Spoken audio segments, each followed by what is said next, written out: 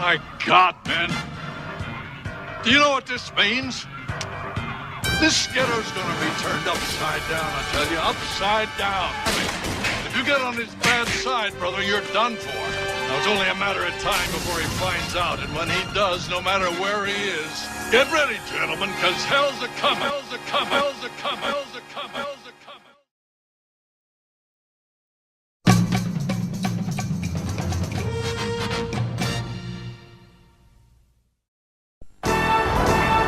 You think you're the best? I hope you are. A Gundam mobile suit is a fully articulated, fully equipped machine, armed with the most sophisticated weaponry known to man. To be a complete Gundam pilot, you must train on both Gundam systems. Believe me, gentlemen, to beat the best, you have to be the best. In a world where podcasting is king, you are listening to Gundam at MAHQ.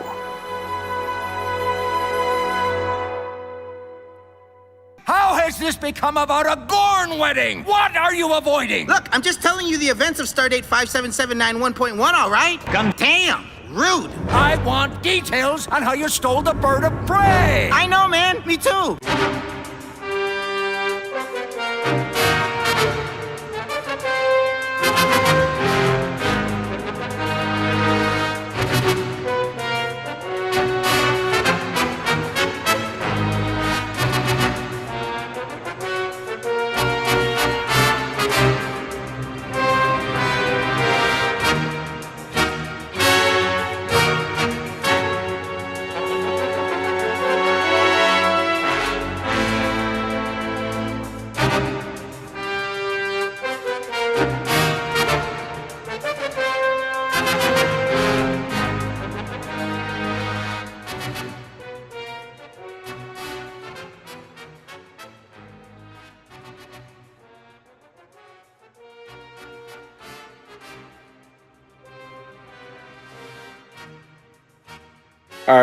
All right, everyone. Welcome back to Gundam at MAHQ. This is one of your hosts, Neo. Joining me always is the Soul Bro and the Chris. Guys, say hello.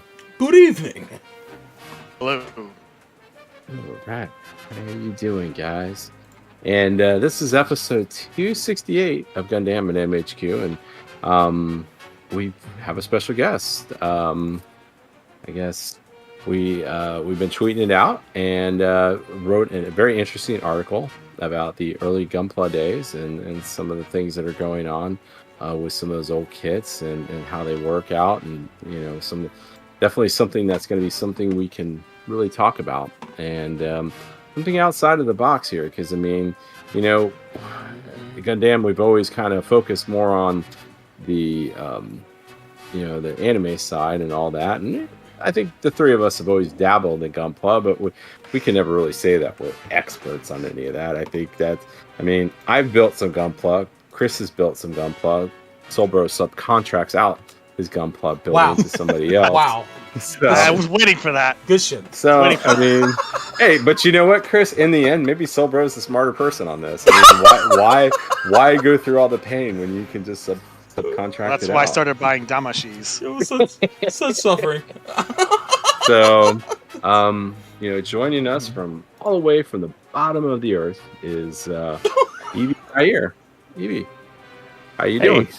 Yeah, good. Good. Welcome.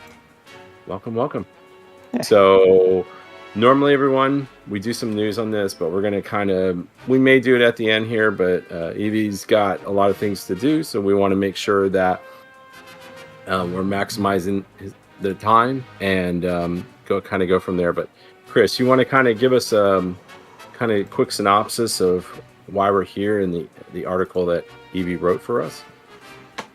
Not for us, but for Zimmer For and everyone. Boy. Well, for everyone to enjoy. I'm saying for all of us.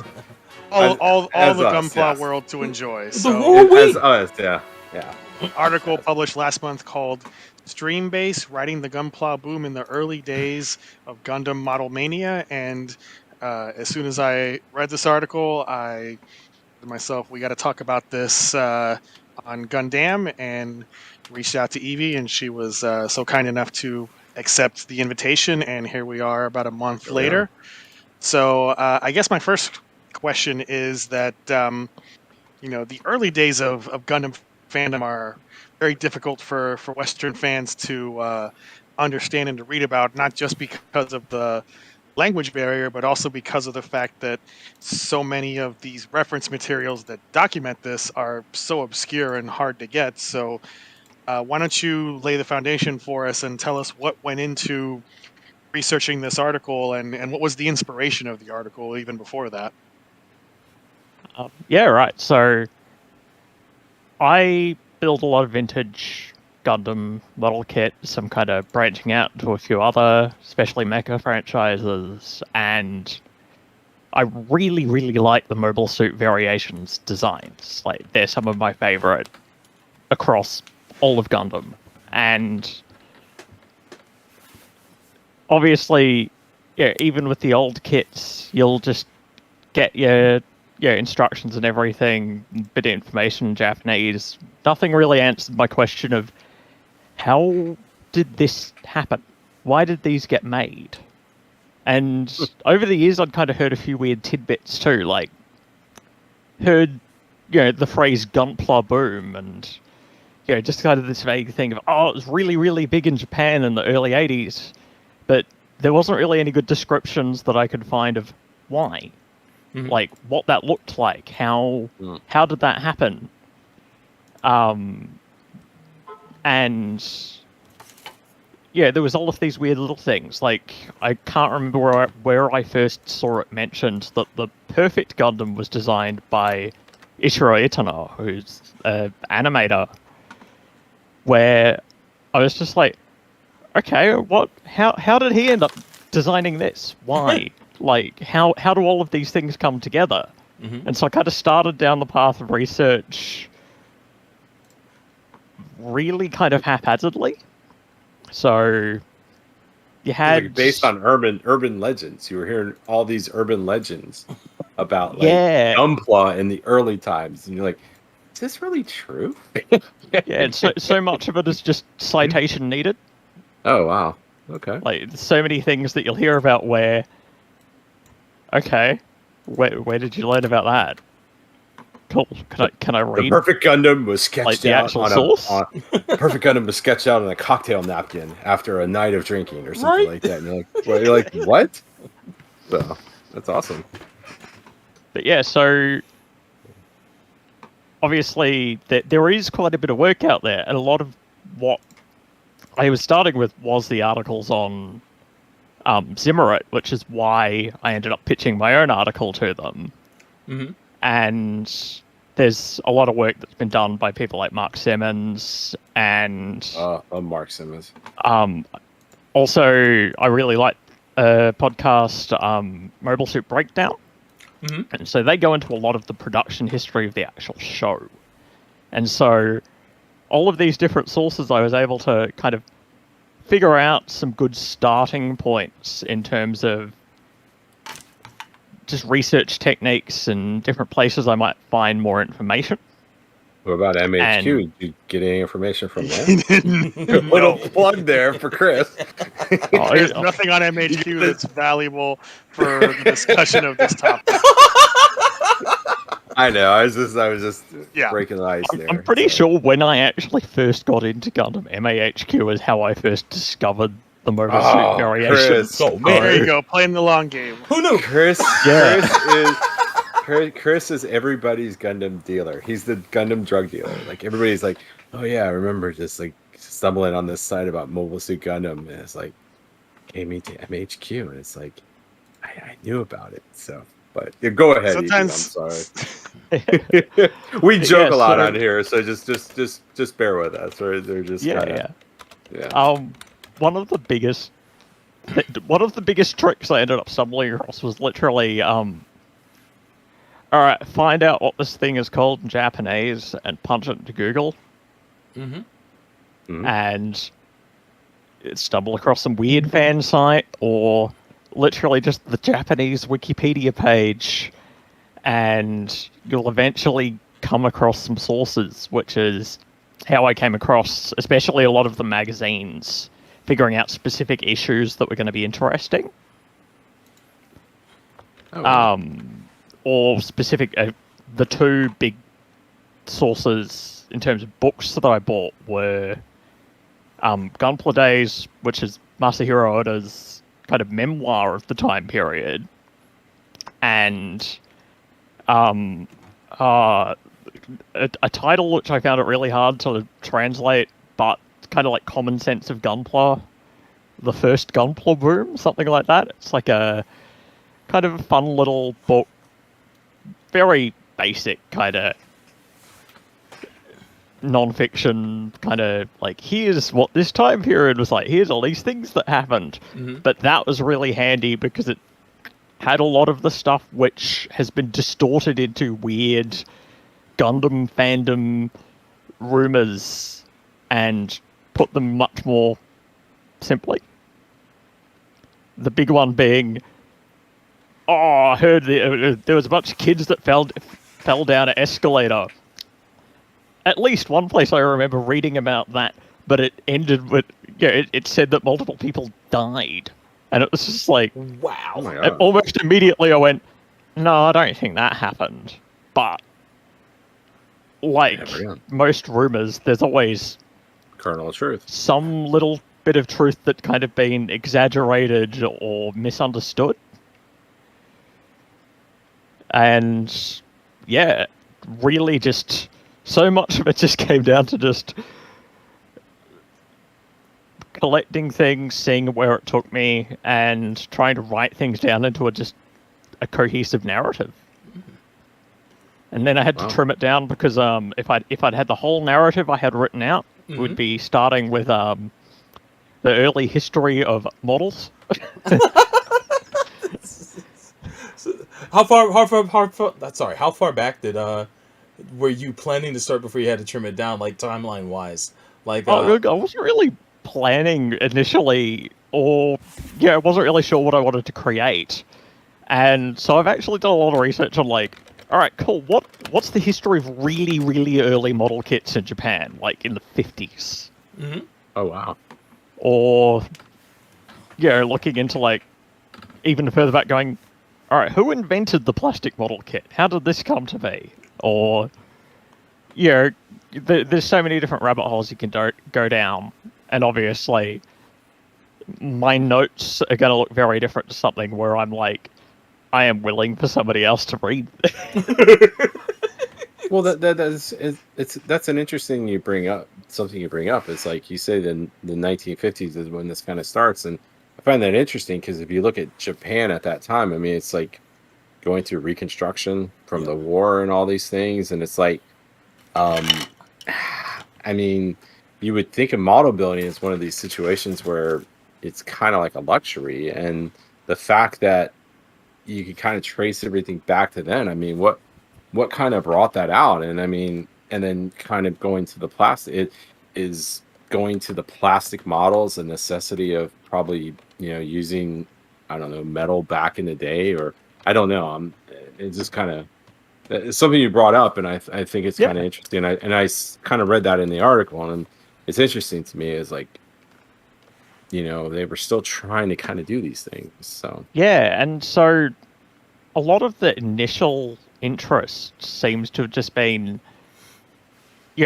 model kits were coming in to sell mainly to American soldiers stationed in Japan. oh, And you have early model kits by companies like Revell or AMT or Airfix, and around the same time you had a lot of interest in Japan in basically setting up plastics manufacture.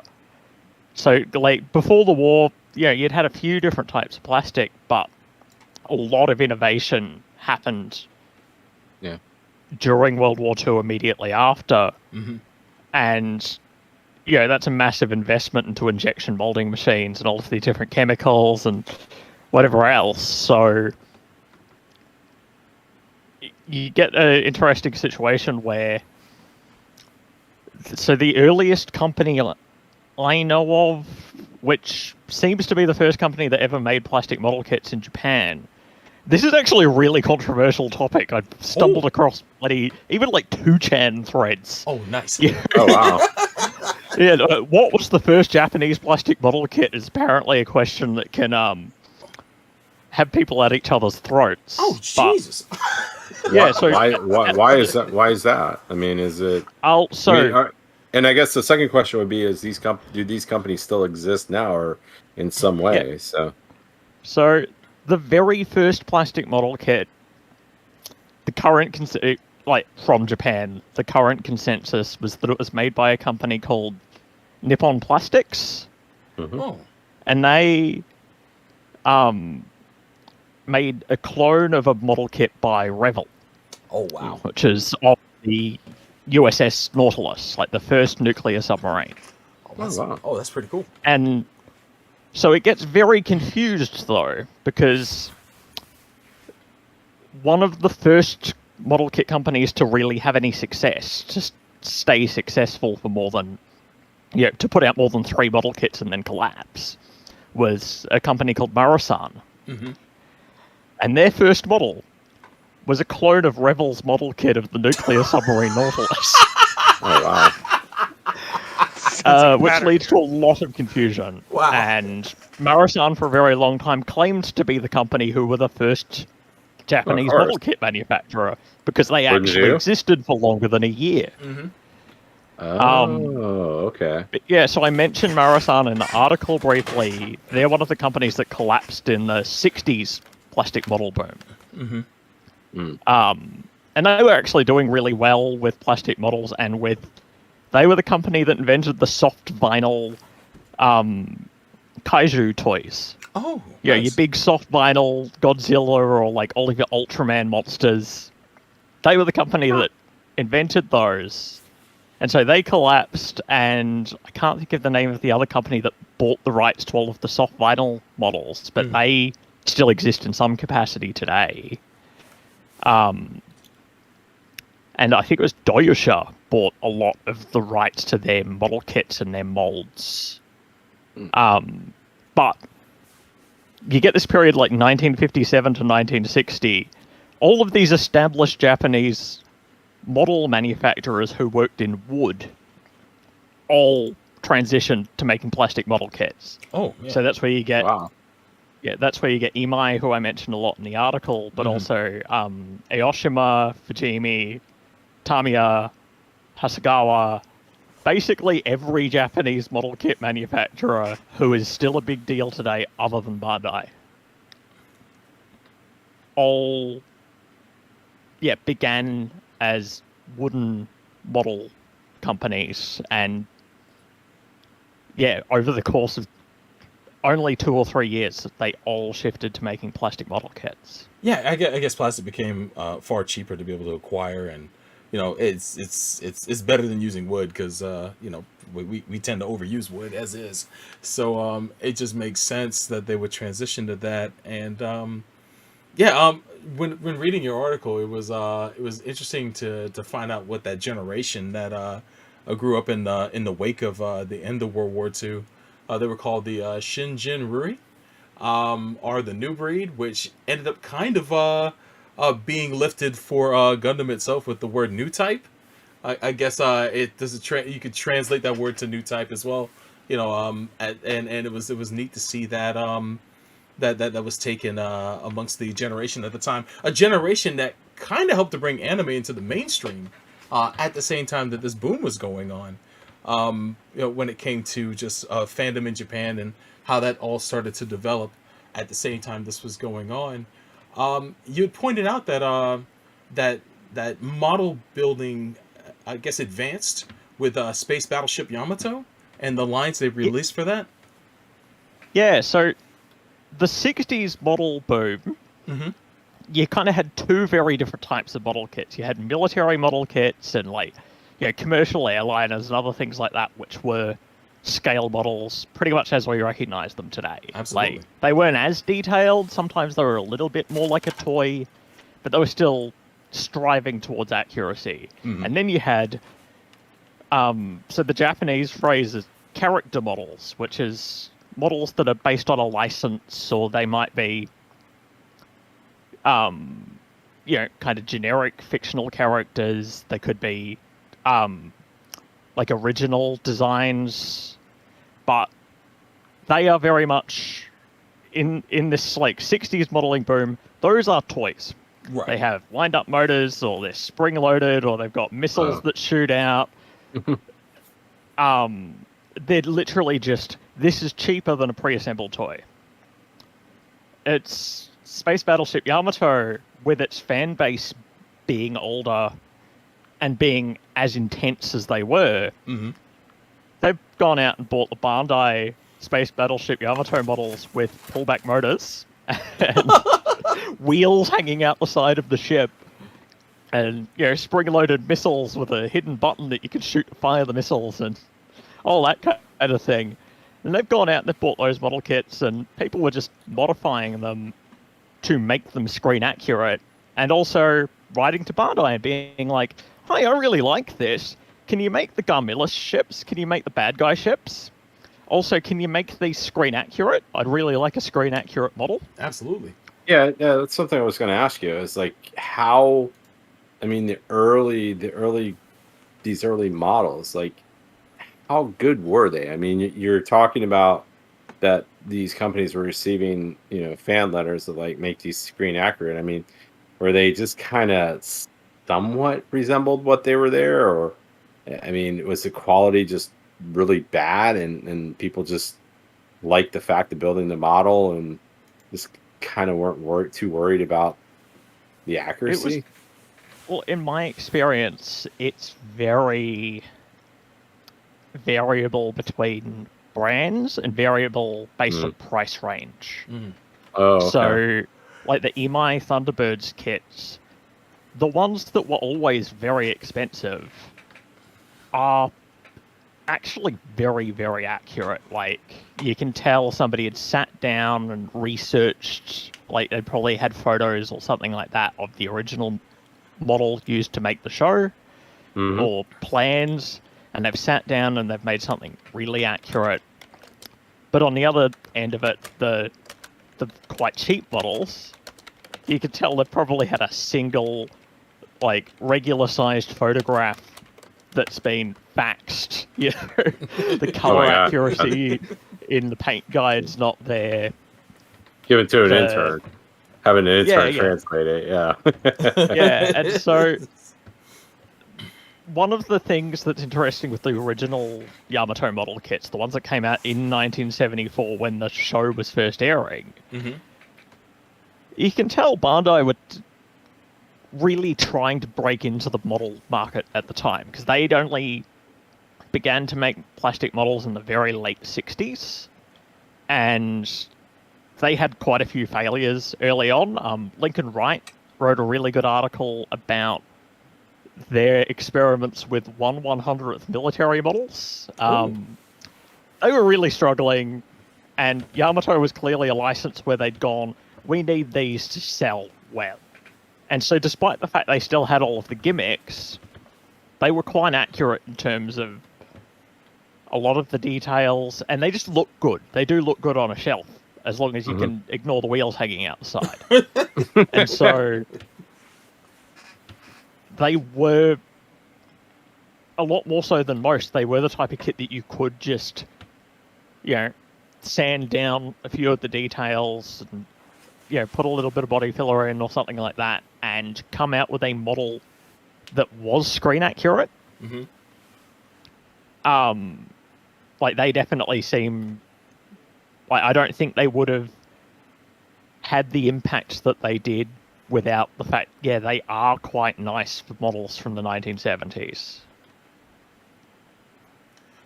At least for the period. Things would definitely take a leap. So is the 1970s kind of the golden age of this? Like, you always have like the golden age of comics, even though it looks dated at this point. Is that kind of, because you talk about like the 1950s and 60s where this kind of begins, but it seems like so it's very much you keep referencing Yamato, and it's like that seems like that's the point where this kind of was like hey, this is a viable business and people are really into this stuff. Yeah, like the late 60s, because you had this bubble. Well, you Yeah, always do. definitely a point in the late 60s that was like the pinnacle of early character models, where every show had models. And that kind of sticks around through the 70s, but Mhm. people, companies weren't putting the same amount of money and effort into it because it was no longer this big boom. You had Mighty Jack and you had Captain Scarlet, which EMI had completely overinvested in. They'd gone bust, and everybody was paranoid of that happening again. So companies were a lot more hesitant. But the model kits that did come out, a lot of them, they're quite nice. They're still very much toys. Right. But they're more toys at this point than actually. Yeah, they're still models. definitely toys. Right. But yeah, so your Yamato Mechanical Collection started in 1978 when the first movie came out, and that's when Bandai go all in on. Actually, no, we're going to make this a scale model. We're going to take it seriously just as if it were a model of a real thing. They sold incredibly well. And so then you have the best Mecha collection that they were planning in 1980. So obviously that's where we get the Gundam, the original Gundam model kits and Gunpla, but the other models that they were making in that same lineup are actually really interesting, because there was Tosho Daimos. Oh. And a pair of now I can't remember the other. One of them's a Super Sentai robot. Ooh. Which one? Where it's just like they were really just trying to go for, all right, we've got a super robot, we've got a Super Sentai live action robot. Mm-hmm. We got the Gundam. We're just throwing all of these out there to see what sticks, to see what sells. Right.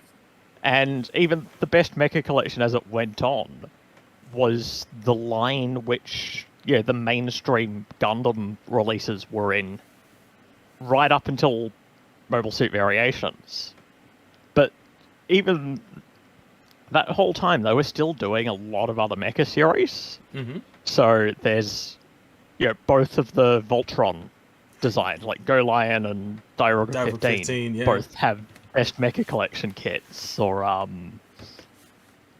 oh god, some of the other ones, like Ultraman 80 had a bunch of model kits in that line. Or oh wow, they were really just all in any pop culture franchise that's got the potential for a model kit. They were really just trying to test the market almost and see what sold well, see what was popular. Did the Leopardon from the Spider-Man Tokusatsu series have a kit as well? I'm not sure. I wonder. I would love to get one if there is. Same. Absolutely same.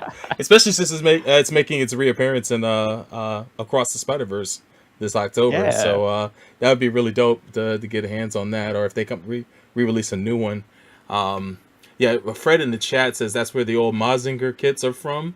Raideen too. Raideen though, man. Yeah, so Raideen and Mazinger both got kits. There are older Mazinger kits, which are worth a small fortune. Ooh. And then the best Mecha collection, Mazinger. There's Raideen. There's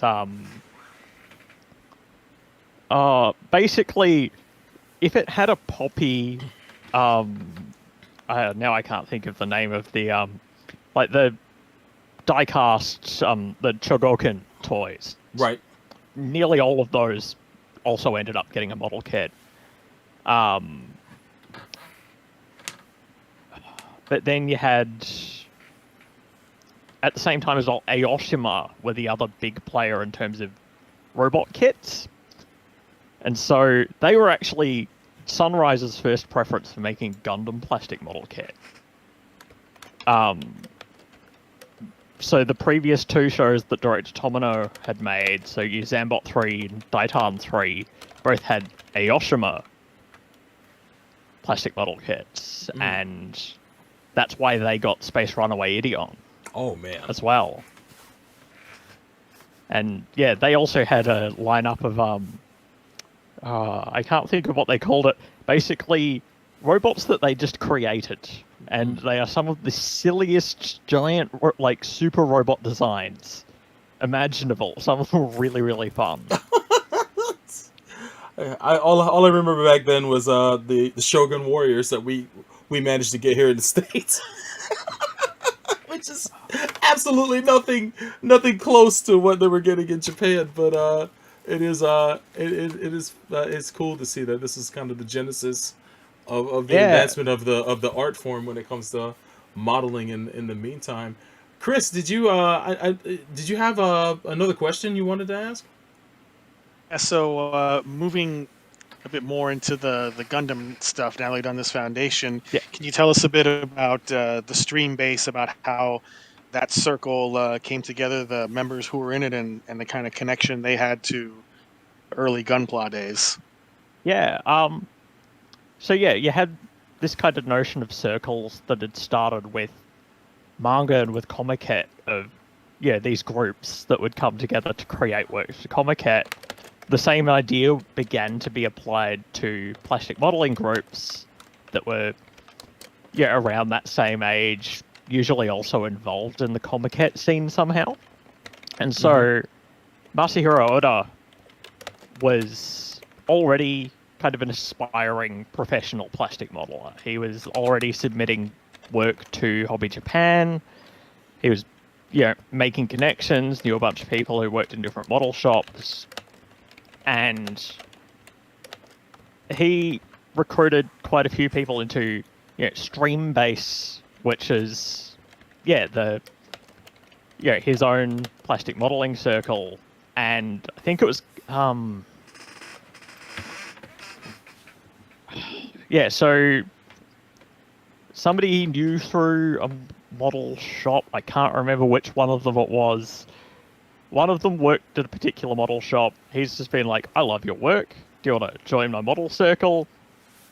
And sure, I'll bring all of my friends from high school who are also into plastic models along.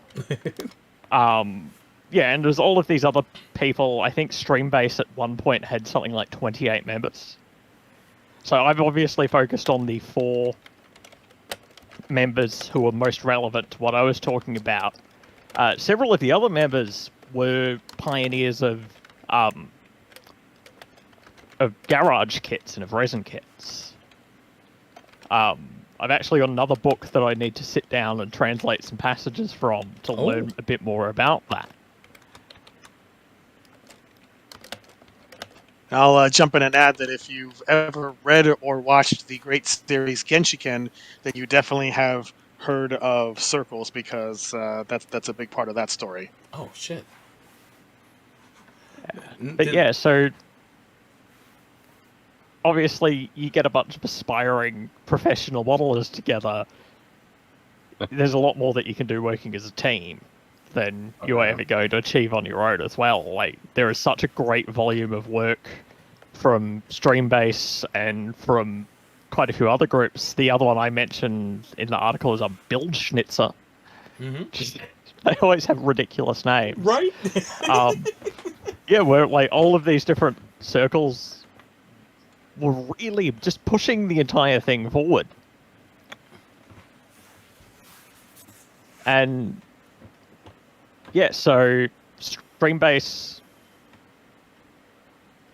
began submitting work. Actually, on screen right now, the 1/100th Zaku that's on screen was made by a guy called Akito Iwase. And he completely scratch built that. And wow.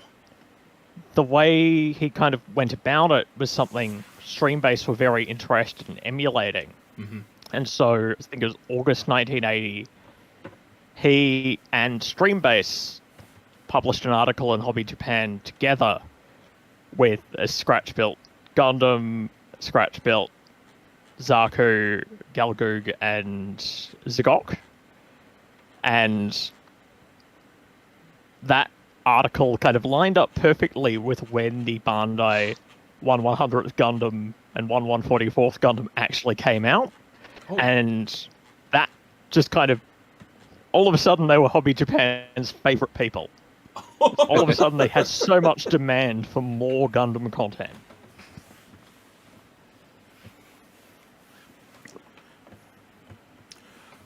Well, I noticed, being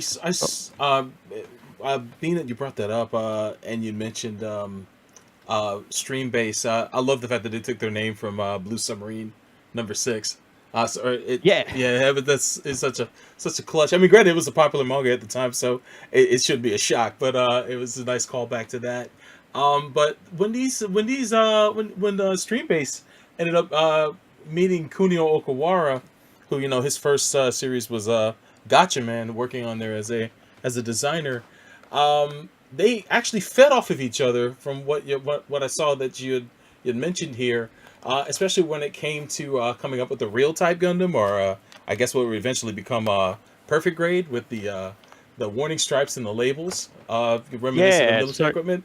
It's cool how this all organically just came together, and all these creative types end up meeting and crossing paths and end up working in the industry in the end. It's a fantastic bit of history right here. What were we gonna say? Yeah, so even there was a lot of stuff that I'd like to find more sources on and more kind of clarity about, especially when later on when they had the studio that Kodansha were paying for, and they've had all this photographic equipment and all of these different pieces of modeling equipment all in one place. Right. That studio seems to have been a hub for so many different people. Like Mamoru Nagano was a regular. Yeah. And ended up submitting a model to the first Gundam Wars, which is where we get the Sturm Dias. That's wild. Yeah. And yeah, like Senmu, the guy that started Kyoto, was a regular, and they were exchanging kind of in the early days of making especially resin kits, kind of just trading off information and like knowledge on that kind of topic, because everybody was just making it up as they were going along. And just the way it's described, I'm like, I am sure there is far more interesting people who at some point or another ended up hanging out in this plastic model studio. Yeah, Studio Nue, a lot of their luminaries were there. Like Shoji Kawamori, eventually got involved. But they're all, I'm sure these people, a lot of them knew each other through other situations as well. But just to see that they collaboratively were a part of this and helped to create reference books for people when that wasn't even a thing. Like I'm guessing Gundam was the first. At least the first long-running franchise to have a reference book of some kind with that, I forget what it's called. I need to find Gundam Century. Gundam Century, there you go. To know that is like the great tomb of Gundam fandom is a fantastic revelation to see. Yeah, it's interesting too, because right around the same period, maybe slightly earlier, and this is only something I've been learning about quite recently, you had a very similar thing happening in the United States with the Star Trek fandom. I was going to bring that up later, but by all means. Like where people were doing the whole thing where, we've got a lot of fan-created resources. Yes. And a lot of the Star Trek fandom, it seems to have basically been just people giving up on trying to get things published and starting their own publishing houses. Yeah, absolutely. And there's so many unofficial, unlicensed Star Trek reference works, especially from that time period. But it was just like this organic growth of the whole comiquette scene, and a lot of people who were just really interested in animation, like Shoji Kawamori and all of the all of the guys involved in Gunsight, they all knew Mamoru Nagano and why can't I think of her name? His wife, who's The the voice voice actor for Del actress? Torchico. Yeah, Maria Kawamura. yeah, Maria Kawamura. Like they were all involved in either the Tokyo or Osaka kind of Gundam fandoms, working on different Comiket projects, and with Mamoru Nagano being from Osaka, he also knew people like Hideaki Anno and the rest of the Gainax founders and the General Products guys, because all of these seeds were interconnected. They were all buying stuff or selling stuff or creating things together, even as teenagers. So that was also around the same time where like Daikon blew up too. So yeah, a lot of those, with the whole animation scene with all those animators working as amateurs, transitioning into the actual professional field as well during that time, and forming Gainax, as you mentioned. All these people that are now industry pros and legends, I kind of see a connection to like the early era of American comics up to the 60s, because these generation of people in Japan, they were the first generation to consume anime for entertainment. The people making it like Tomino were adults. They didn't have that. They didn't have a history with that. Just like how you look at all these people like Kirby, Steve Ditko, all of the legends from Marvel and DC that were creating all these comics were not consumers of comics. So it's like have all these subsequent generations come into the industry as fans, and these guys were just stiffs trying to make a buck. Yep. So it's interesting seeing how that changes over time, both these instances, and also how our perceptions of things change. I really was struck by the part in the article, Evie, where you talk about the fear that they had with commercializing MSV kits of, why would kids want to buy a kit of something that wasn't even in the TV show? Whereas these days it'd be like, cares what it was in? Give me that kit. Yeah. If you made it, they'd buy it. Yeah. Yeah, it's so much of it as well. It's all connected with just the transformation of the Japanese economy from that had to be a big part of it.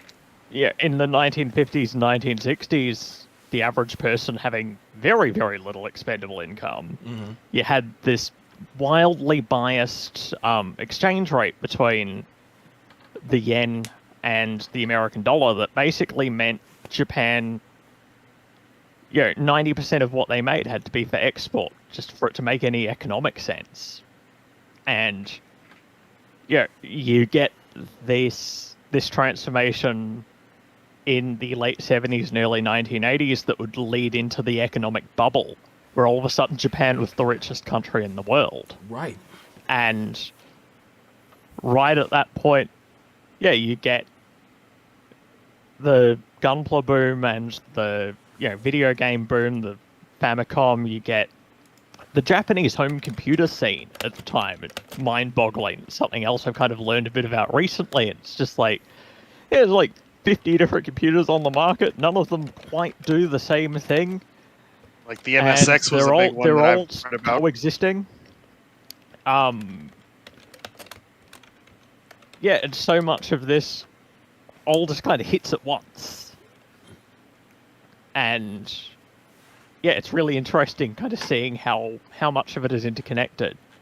Because there's quite a few people involved in game development as well who are part of this early Gundam fandom, who like Kojima. Like Kojima's mentioned stuff to do with it. Wow. A bunch of the FromSoft guys have of kind of cited that time period. Like all of these legends of Japanese game development. Damn. Again, there's connections back to not just the Gundam fandom, but at least to the broader kind of anime and manga fandom that was finally kind of becoming something more cohesive and more kind of all ages in this time period.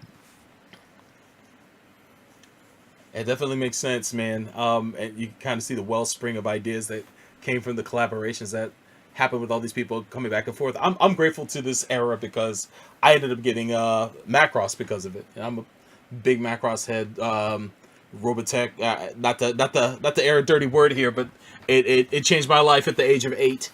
So it's primarily Super Dimension Fortress Macross. So to know that Studio Nue and all the creative talent involved with that group had something to do with that show, and were previously Gundam fans and worked on fan projects with these guys. It all makes sense in the end. It's like finding out where you come from, in a sense. Yeah, finding out where your fan DNA. Yo, Dollar writes Roblotech. Yeah, no, that's why researching it sucked me in so much, because it was just making all of these connections. Like, what the hell? Hideaki Anno and like Mamoru Nagano and like all the Studio Nue guys, like they all knew each other. Before any of them made anything. It's a hydra of information. You cut one head off, 2 more grow back. It's like, wow. I think what struck me, your article is like a critical piece added to the puzzle, at least for English speaking fandom. Of we have Mark Simmons, who's written about Gundam Century, and he's been doing all of these in-depth production histories on all of the shows. You have journalists like Matt Alt. He wrote a long Twitter thread that you linked to about the Anime New Century Declaration, which is very closely tied to this. And we have your piece, so it's like we're slowly pulling back the veil on this era of Gundam fandom, and it's interesting to see it all come together and read how all these different pieces are connected, and all these different creators, and how all these people who are legends now just started off as fans just like us, and just made it big and became the next generation of creators themselves. Yeah, it's so fascinating. And yeah, it also just kind of seems like a really almost unique time in history where you do have the birth of what is modern anime, where all of a sudden people are producing works intended not just for children, where obviously that spirals out into the early OVA boom, where it's just like some of the most violent shit you've ever seen. Dude, man, I'm telling you, they just went insane. But yeah, so much of that just all happens at once, and it's almost incomprehensible. I, at multiple points writing this article, I had to sit down and break things down month by month. Because there was that many things happening, and I was still wanting to try and keep things vaguely chronological. I think you did a great job, to be quite honest. You definitely streamlined the kind of the flow of information that was in this story in general. I was wondering, because reading this article the entire time, I was wondering, where does Zeta Gundam fit in? Because I know that was, as you could see as time progressed, Bandai was, I wouldn't say struggling, but it was starting to become harder and harder for them to put out new lines, because there was no new suits to present to the line. And then they eventually put out that real line, re-releasing a lot of the suits from Mobile Suit Gundam, along with suits from other series like Dougram, which was it was nice to see that Dougram kind of rode that wave as well, because that's a great show. Yeah, so basically Sunrise did their own thing. Sunrise and Bandai are still completely distinct companies at this point. And so Bandai had very little knowledge about what was happening with Gundam as an animated franchise. They had the right to produce certain pieces of material, as promotional work for the toys, though. So Mobile Suit Variations, it seems like they got Sunrise's blessing, especially to have Kunio Akawara involved, and obviously they're still paying a license fee and whatever else to Sunrise, but that was 100% Bandai's thing. Sunrise working on a pile of other shows at the same time period. Absolutely. And Bandai were definitely pressuring Sunrise for new Gundam, for more Gundam. But they didn't really know when that was coming or what that would look like until very suddenly, like, oh, we're making a new Gundam, Zeta Gundam, this is when it's going to premiere. We want to have model kits on the market by now, here's how we're going to do it. All of that's coming from Sunrise. Man. That's why you have the cancellation of MSX. And also when you get somewhere around this time period, you have Gainax approach Bandai about animating Mobile Suit Variations, which is a project that didn't go ahead, but would eventually develop into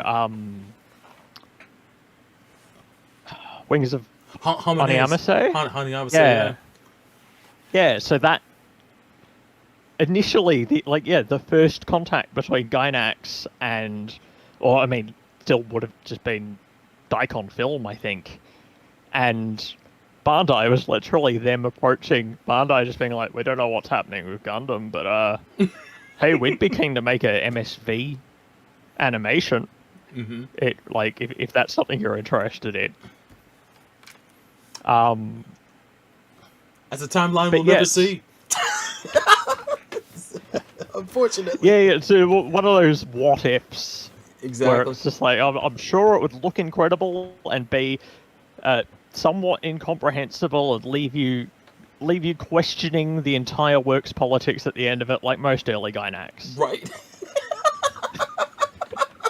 Speaking of Bandai and MSV and Zeta Gundam in those early days, we all know that a bunch of MSVs get crammed into Zeta, mostly in the Jaburo episodes and a little bit after that. Was that part of some kind of promotional effort between Sunrise and Bandai to spotlight all of those MSVs that got stuck into the show? I'm not 100% confident, but the information I've kind of seen and heard mostly suggests that it was just the matter of Zeta Gundam. It was the most expensive TV anime series ever made at the time. Oh, wow. It was a big deal. They were putting a lot of work and effort into it. And one of the things that director Tomino and a lot of the other creative staff were emphasizing was having lots and lots and lots and lots of mobile suit designs. In part as a way to have visual variety on the show. Right. I think one of the things that they were disappointed with the original Gundam was how frequently it would just be a sea of Zakus. Or a sea of Zakus and maybe some Doms. Whereas, they wanted to have a lot more visual variety. And that's why Zeta Gundam has 8 different mechanical designers that worked on it. Wow! It's just that's how you can have Mamoru Nagano and Kunio Okawara and Makoto Kobayashi and Kazumi Fujita and all of these other guys all contributing designs to the same show because they wanted so many designs that one mechanical designer couldn't have done it. Goodness. And well, there's all of these Gundam designs that were done for Mobile Suit Variations that are just sitting here. We've got the rights to use them. We own Gundam. So, of course, they went in the show. That totally makes sense. And, even though they're all cannon fodder and they stomped pretty quickly, it's still nice to see those MSVs show up even ingloriously. Yeah. Seems to be the fate of most MSVs. It's even in later production, when you see them sneak in an MSV, it's like, oh look, there's a thing, and boom, there it goes. Unicorn is terrible for Yes. it. And, Yes. and of The course, 2A. Thunderbolt finally gave us an animated Saikomu Zaku, and almost immediately blew it up. At least it got to blow up some things itself, and the guy survives. So that's something. Yeah, it's a hell of a sequence. But yeah, it's like so really interesting because they just seem to have bitten off more than they could chew. It's just there are so many mechanical designs in that show that basically came down to we don't have the staff. We need to hire more people really quickly, and that's why you get both of the Makoto Kobayashi designs that are in Zeta Gundam, like the O and the Born Dock, they both already existed.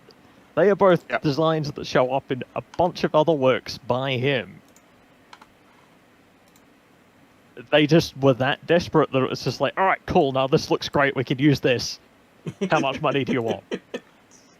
You can read more about that. Zimmerit also has an article about Dragon's Heaven, and we have some of those designs on MAHQ, and you can see Kobayashi's, whatever the heck he called it, in that, and it's like, oh, yeah, that's literally just the bound dock. Of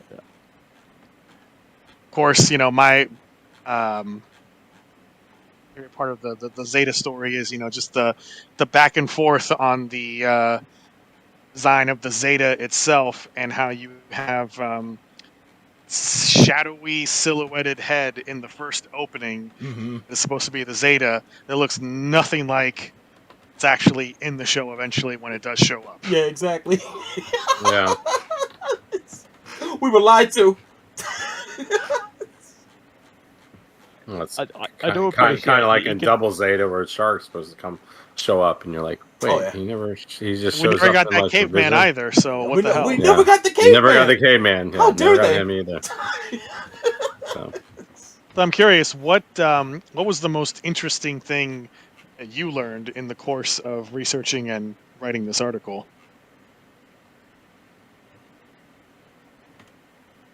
God, probably just it's being able to make all of those different connections as to how things happen. So when I was writing this, and because I started writing this in March last year,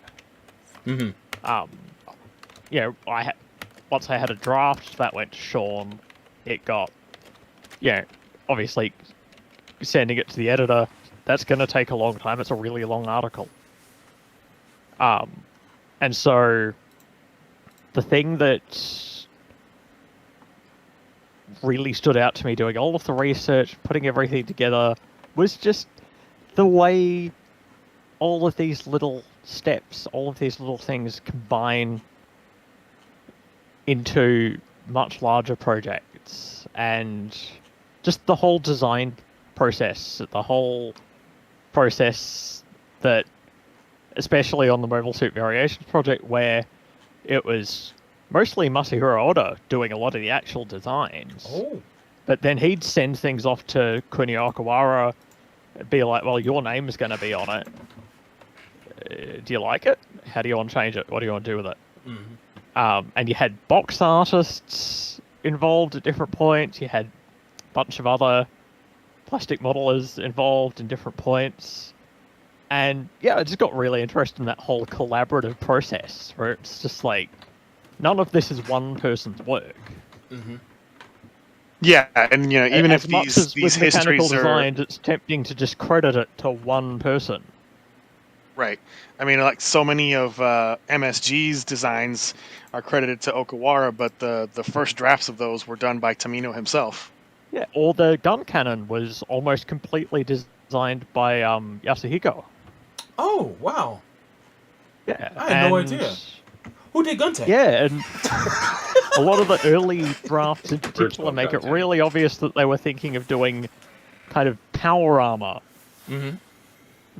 going for a much smaller scale than the 18 meters tall that they settled on. Yeah, something like a scope dog. It sounds like.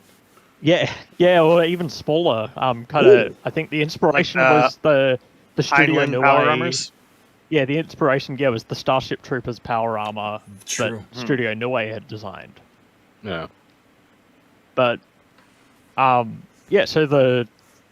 that whole design process just kind of captured my imagination a lot, and literally in just over a week from now, I'm going back to uni and studying design.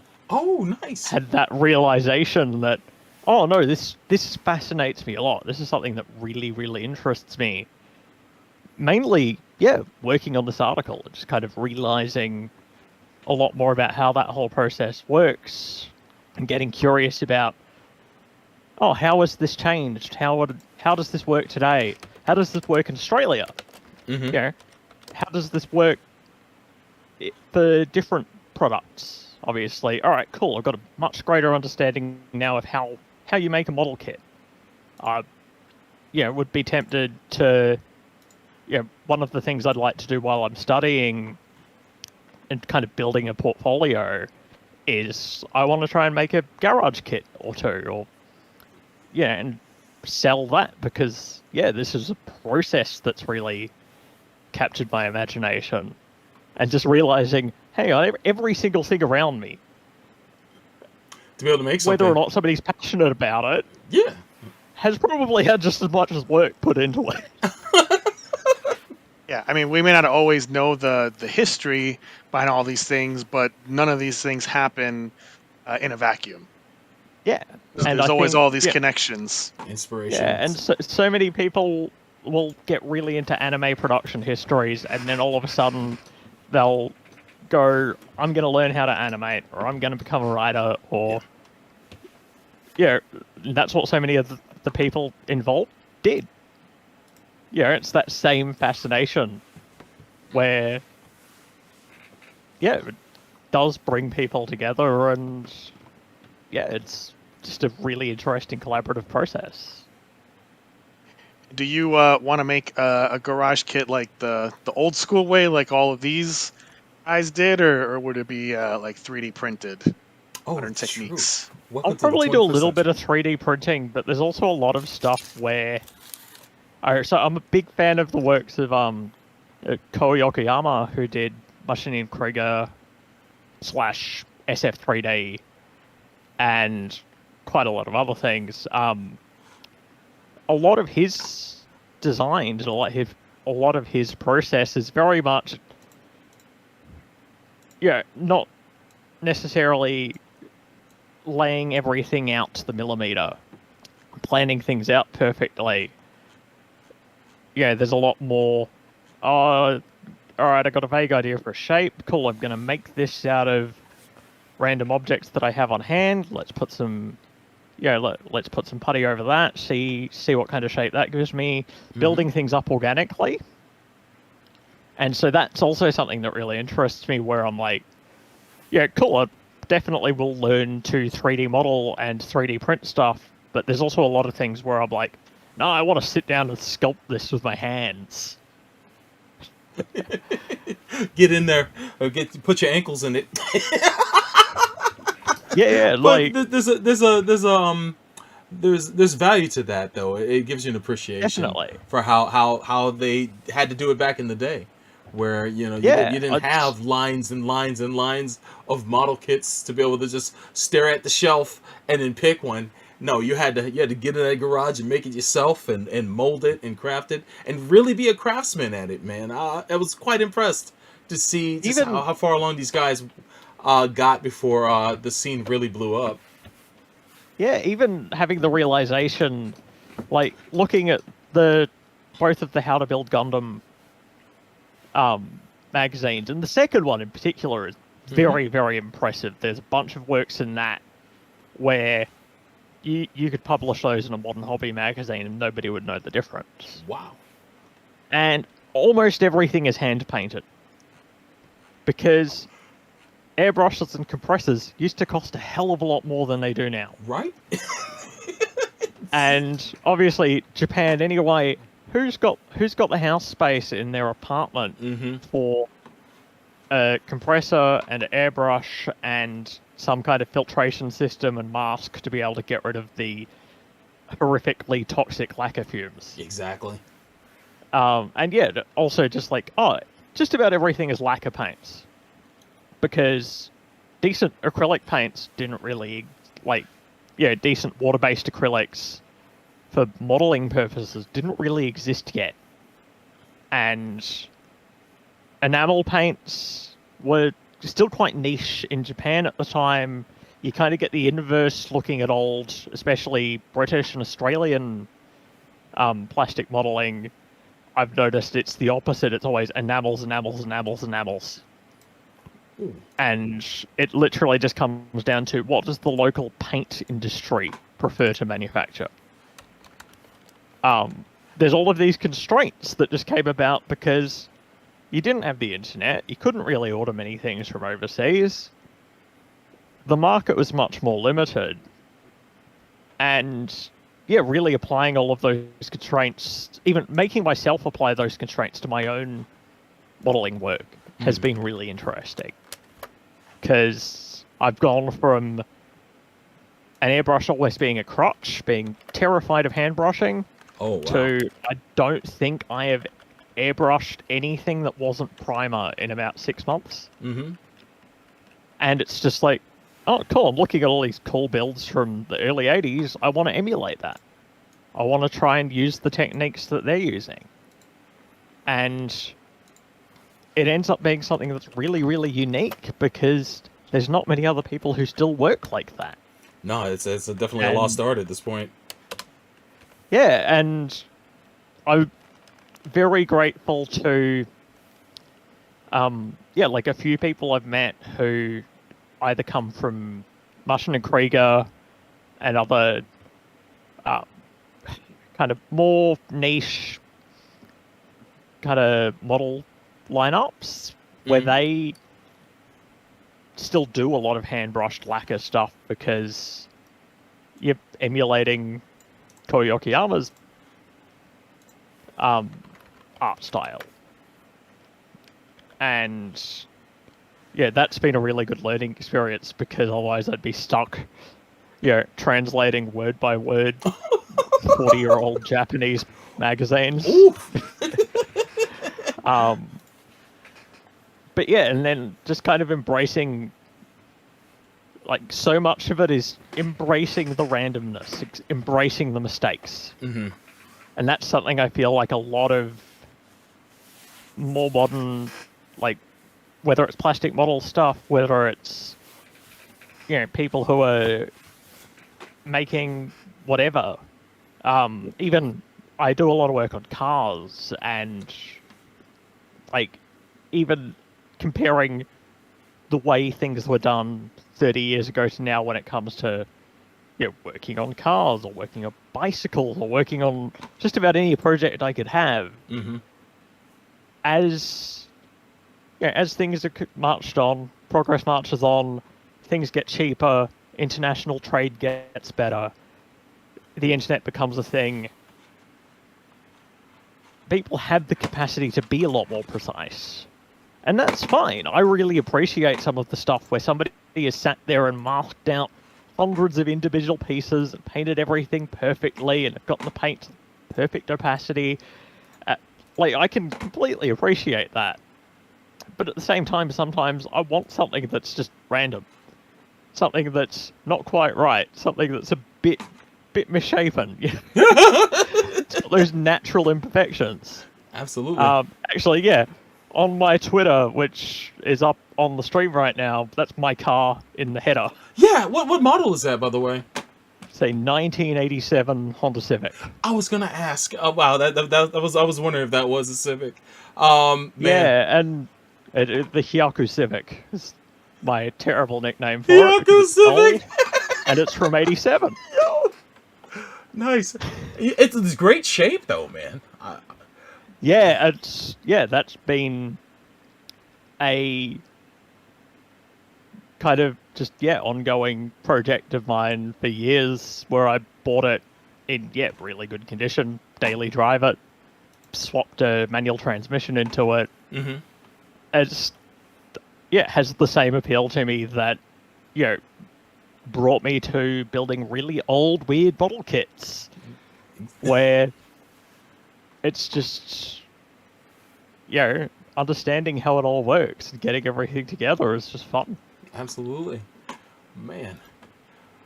I guess a final question for me would be, having done all this work on this article and learned all these things, do you have any plans for follow-ups of additional articles on this or related topics? Yeah, I'm not 100% sure where I really want to go next. I've thought about writing about Gundam Sentinel, but Yeah, a lot of the stuff that I'd like to speak about really has all been covered. It's just kind of scattered, so even just putting together something that's a bit more of a clear narrative there.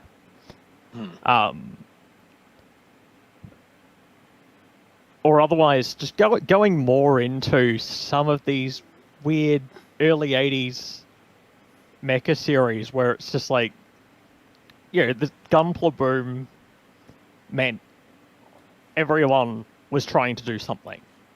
And really, before Macross, you had 1 or 2 Sunrise mecha series a year, like early on, and that was it. All of the other model companies that were really keen to get in on the giant robots just had to come up with their own strange solutions.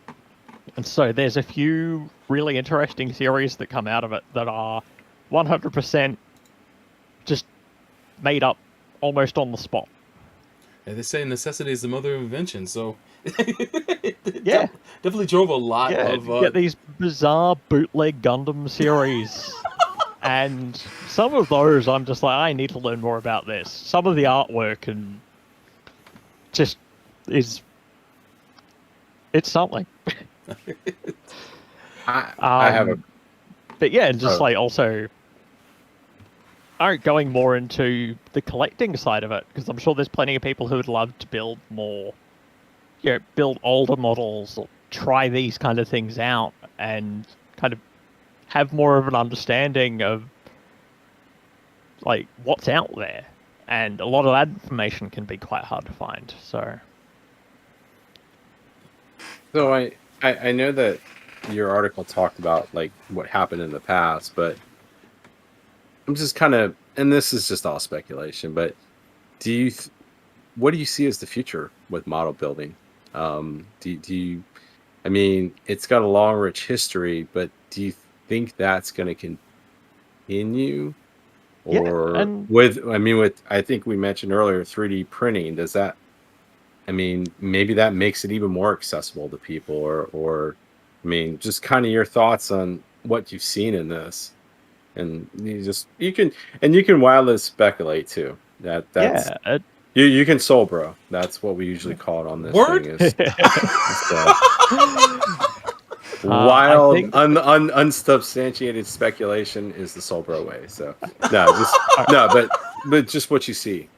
yeah, the thing that's really like one of the things that's just kind of made me excited more than anything is seeing. So, like, Witch from Mercury is obviously bringing Gundam to a bunch of new audiences because, so it's like, I'm transgender. Mm-hmm. A lot of my friends are transgender. A lot of them are lesbians. There you go. A lot of them really, really just needed to hear the sentence Gundam but lesbians. Because all of a sudden, so many more people I know are interested in this series. It's like, oh, this is doing something different. Oh, this really appeals to me now. Like, this is, or people I know are also, being kind of sucked into Witch from Mercury because they might be really interested in the setting or they've just seen art that they like.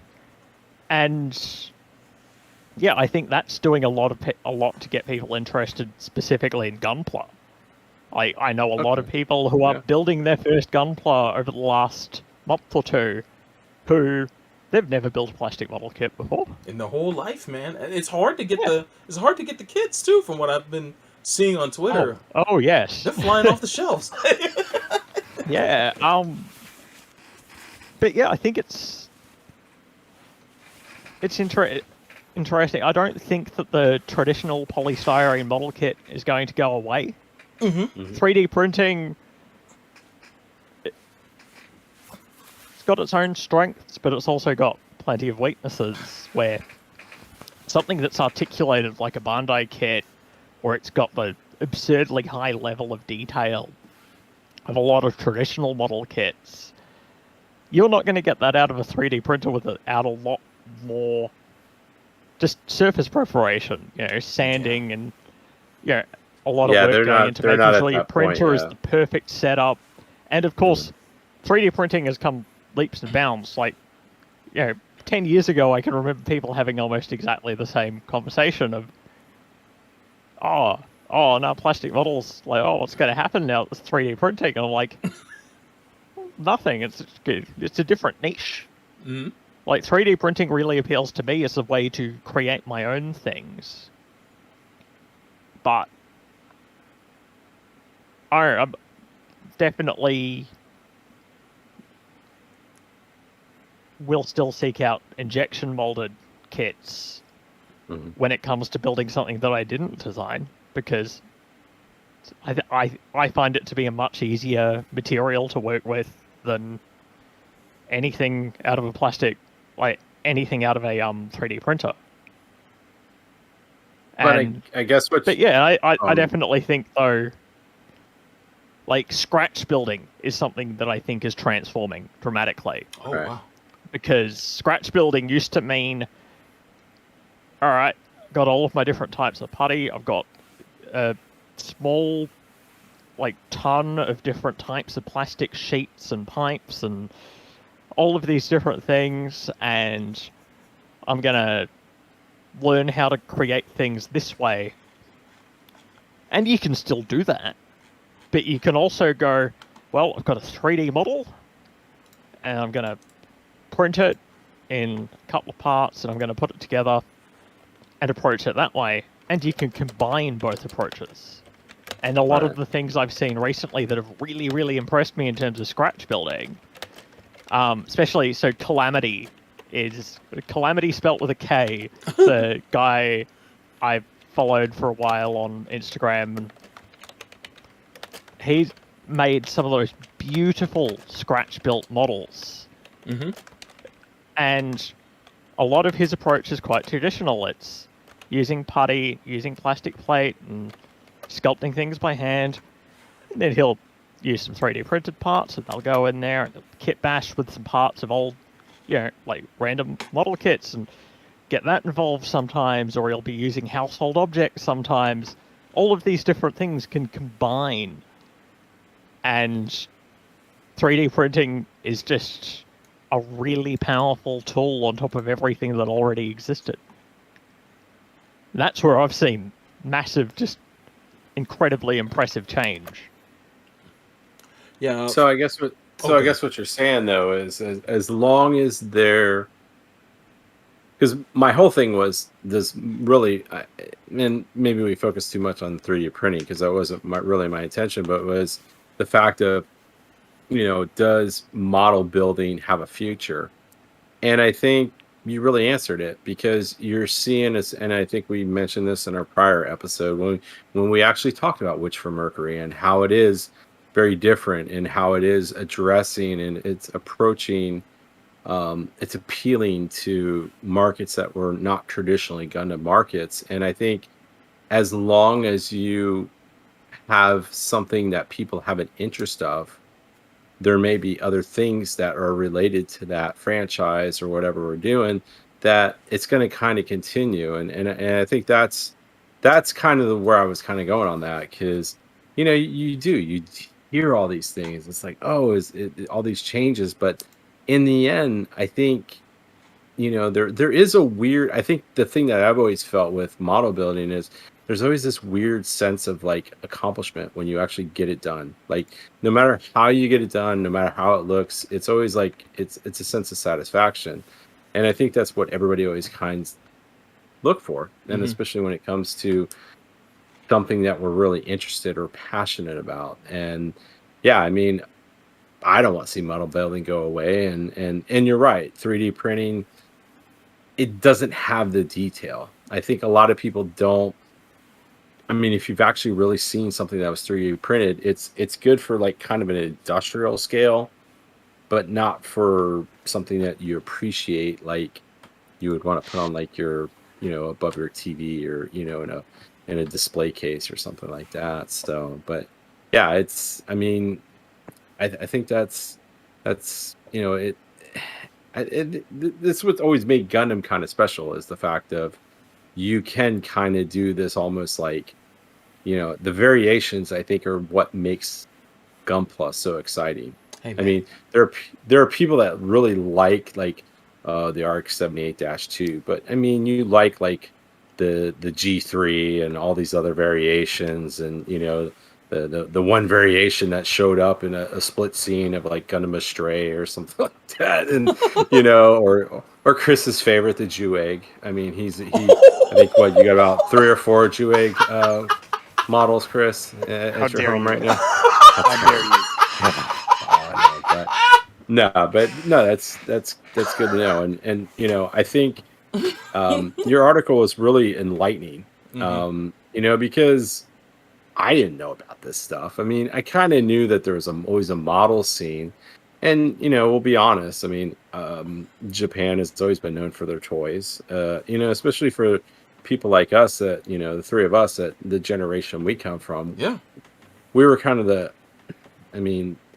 start of kind of that when it started coming over to the United States. But yeah, I mean, we were here for Transformers when it rolled out. With but Diaclone and a lot of the merchandise that went with those shows in the early 80s to late 80s. So yeah, that definitely we got some of it, not all of it, but we got stuff trickled right in. But I mean, reading what you wrote and the research that you put in, and finding out that, I mean, this goes back to the 1950s, and you're like, wow, this is just kind of ingrained in there. And once again, it's kind of one of these uniquely Japanese things that we see, just like with the anime in a lot of ways. And I think it kind of enhances it. It enhances that experience. I think the closest thing we have in the United States is just like the action figure craze. Oh yeah. Star Wars kind of had like the action figure craze, and it spawned that for other countless other properties. So, but no, I mean, kind of conclusion,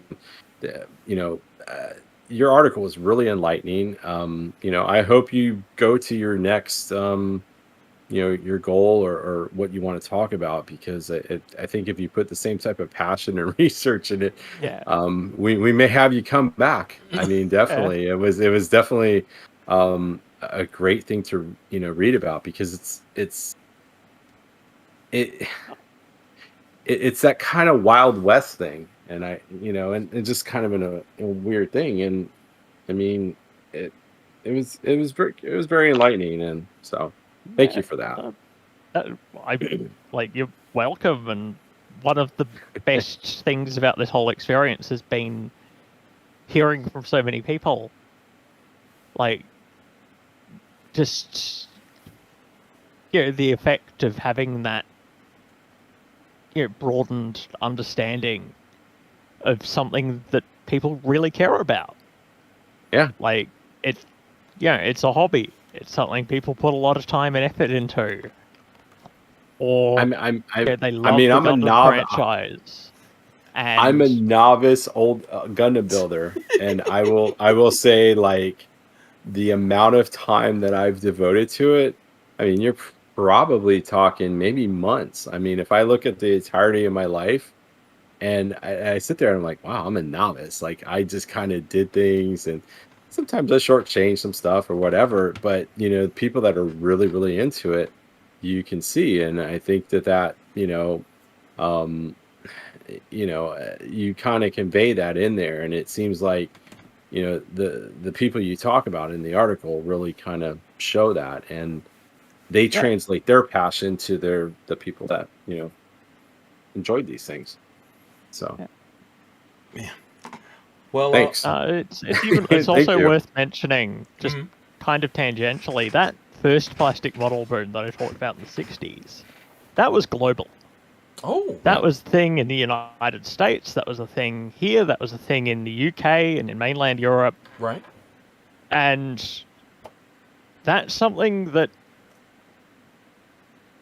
does That's kind of beyond. almost feel forgotten about. But, Yeah. I can remember my dad. So my dad was born in 1957. Mm-hmm. I can remember him talking about how much of a big deal plastic models were briefly when he was a kid, in the context of what Pokemon was when I was a kid. Man. That was crazy. Man. It was that popular. I had no idea. I look back at model building as far back as when people made ships and bottles.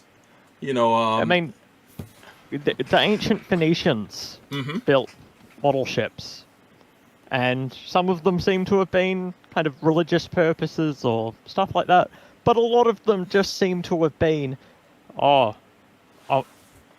this is my toy boat.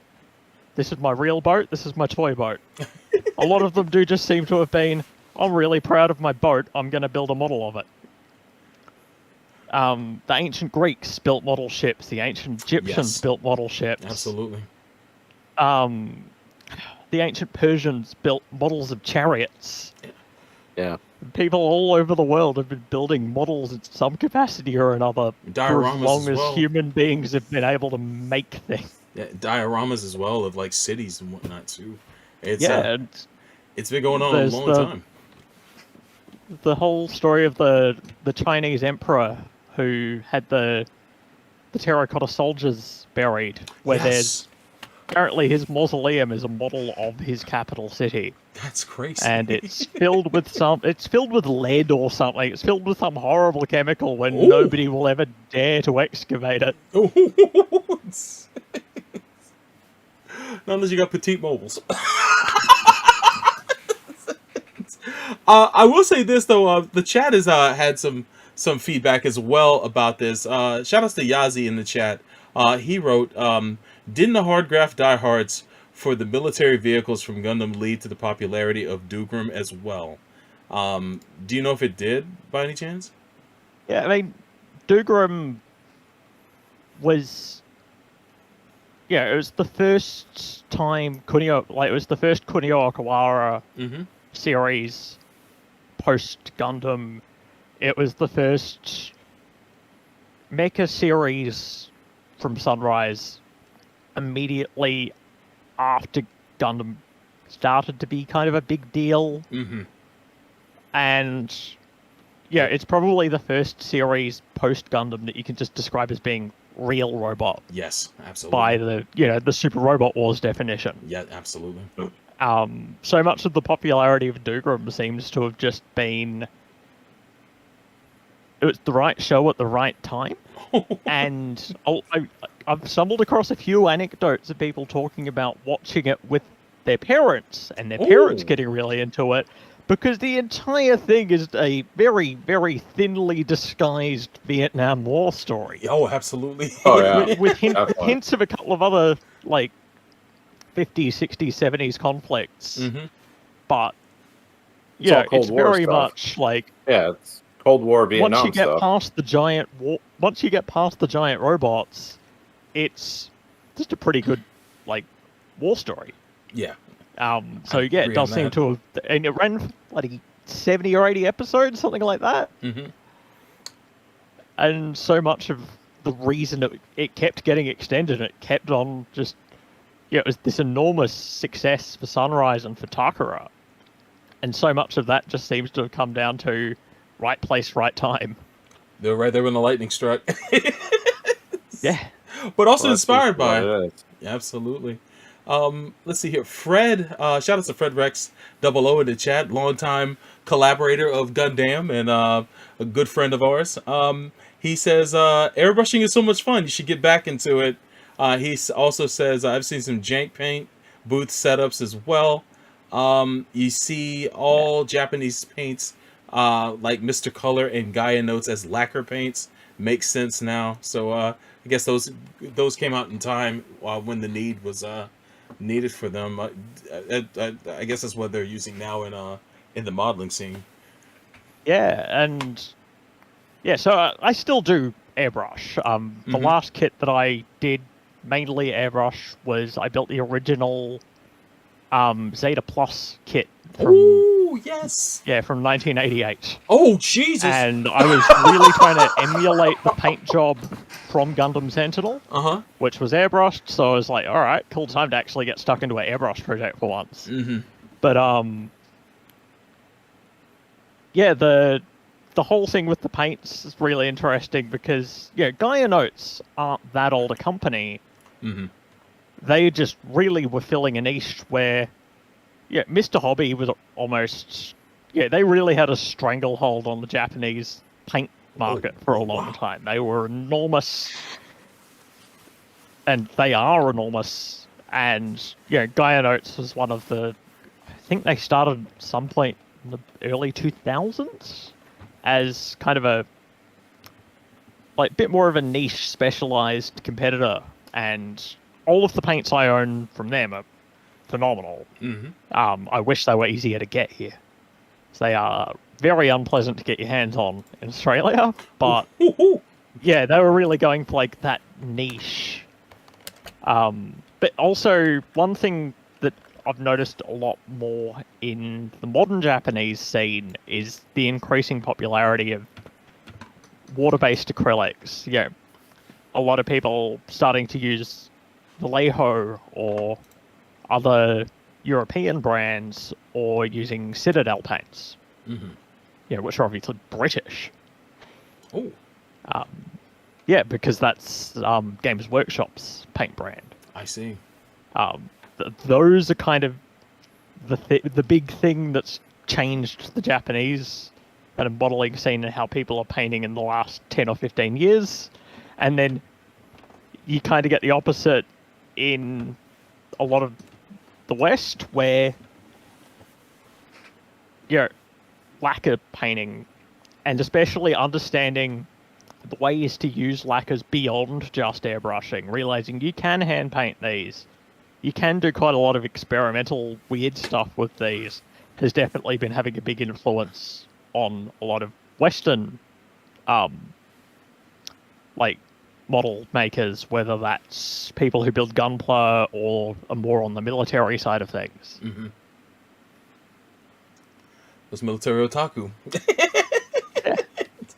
MCT Dread writes, what was the most frustrating or challenging kit to make for you?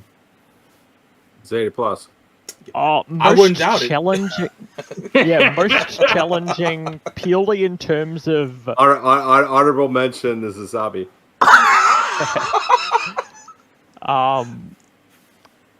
Purely in terms of I was in way over my head and I had no idea what I was doing, was the original Full Armor Gundam kit, because that was the first time I ever went, I'm going to buy a bunch of wave polycaps and I'm going to modernize this. Oh, God. And the waist exploded, and just realizing how much work it is to modify and change and redesign so many different parts of a kit. That was a massive challenge, and it's funny because I look at that kit now, I'm still proud of it, but at the same time I would approach it so completely differently. Now, the most challenging I've ever built in terms of I did not modify the kit at all was the Firefly from Thunderbirds, because that was my first time building a model kit anywhere near that old. And I was not ready for the amount of sanding and hole filling and just doing things, sitting there for 20 or 30 minutes just slowly trimming flash off, because the molds for this kit probably been used several million times. Oh, wow. Yeah, and they probably weren't very accurate to begin with. Just realizing,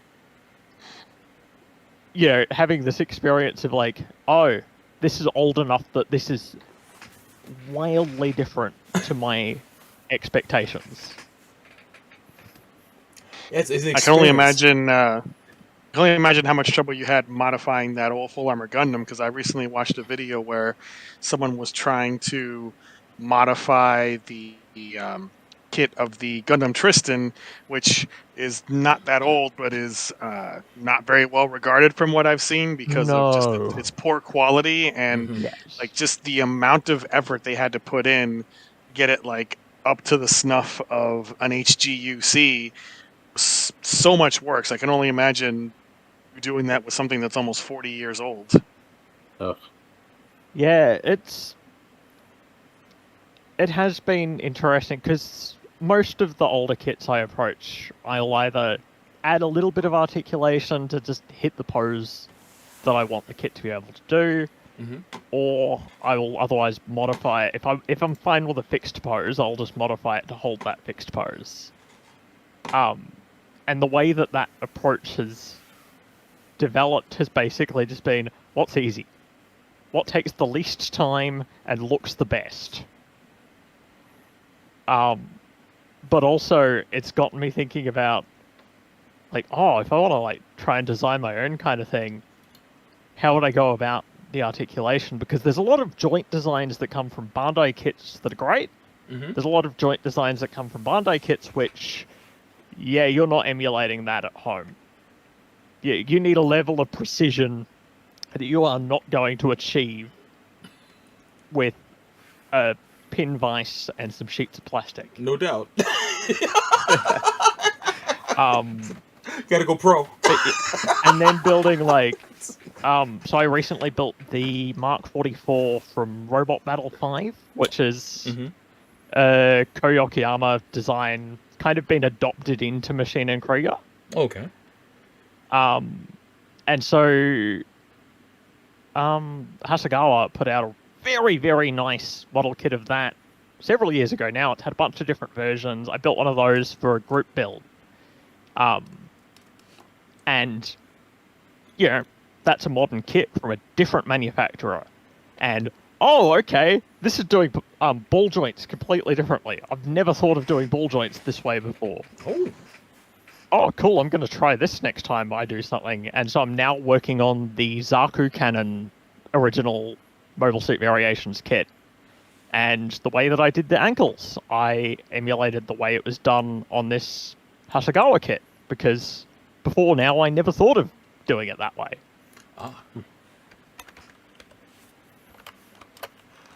Innovation comes from the wildest places. Yeah. No, the first time I ever added articulation to an old kit, I didn't know about the wave ball joints that you can get. I didn't know about, I really threw myself in the deep end. It was a 1/100th Dom. Oh, nice. Like the original one. So the ball joints that I used for that were just Lego. Really? Just super glued in some Lego. Worked perfectly well. Yo, an endorsement for Lego. Yo, yo, it'll help in the pinch. and that's the thing. So much. Yeah, there's so many things you could just achieve with random household objects if you really want to think about it. That's so cool. I got one last question for you from Yazi here. Yazi writes, also thank you to MCT Dread for that last question. Yazi writes, what are your thoughts on Motoroid kits or Konbukia kit? Kotobukiya. Konbukia, thank you. Kotobukiya, I love a lot of their early stuff. So they were originally a resin kit manufacturer mainly. A lot of their early stuff, they released some of the now I can't think. So they did the Kazuhisa Kondo design of the Zeta Gundam. They did a lot of releases based on Kazuhisa Kondo and Makoto Kobayashi's takes on different designs. Those are beautiful, beautiful kits that I would absolutely buy in a heartbeat if they weren't worth hundreds and hundreds of dollars now. A lot of their modern kits, I quite like the designs. I really want to get one of their the high-end Master Model Zoids kits. Those just, they're almost overwhelming with how complex they are. But I've heard that about Zoids. Kit. You know, it's crazy. We I wouldn't say we have a no Zoids policy on this show, but I as much as I've heard about the franchise over the years, I've heard their kits are amazing. Absolutely amazing, man. I remember building a single Zoid when I was about 8. Pretty sure I won it in a competition from magazine. Wow. I've never built one since, so I'm very tempted to get my hands on one of these enormous, beautiful Kotobukiya kits. Modoroid, I think, obviously out of the box, they're not. They're not going to be a Gunpla kit. They do require a little bit more work, but wow, they are going out of their way at the moment to just offer everything. I know I'm going to just bite the bullet and buy 5 Modoroid kits at some point or another because they just keep licensing franchises that I never thought would get a model kit in a million years. I'm sorry, somebody was making Magic Knight Ray Earth kits. Wow. Modern Magic Knight Ray Earth kits, or... Oh, that is so cool. Yeah, I would love to get... Oh, God. A lot of their kits. I'm definitely going to probably end up going for one of those sooner or later. Right now, I'm actually mainly just I would like to build some of the originals. Some of these 80s kits that I've kind of spoken about in my article where I haven't built kits from those manufacturers before. So I've built a Nitto SF3D kit, and I'm like, all right, cool, I've gotten some Takara kits now. I've got the Dugram and the Red Shoulder Scope Dog, because I'm like, cool, I want to try out a Takara kit. Nice. I've gotten the Ari, one of the Destroids. Oh. And I'm just like, all right, gonna start at this point and just work my way up through to modernity. That's a long road. Yeah, look, there's a few holes that are already filled. Definitely, I built a bunch of Macross 7 kits because for some reason a local shop just had all of the 90s Bandai Macross 7 kits. Hell yes, yeah, good shit. That must have been awful to build. They are awful. They are some of the worst model kits I have ever built. Oh, if the Gundam Wing kits I built in the 90s were any indication, oh, this must have been horrific. I'm so sorry. But at the same time, they're fun. Yeah, it's an adventure. I enjoyed the challenge of trying to, I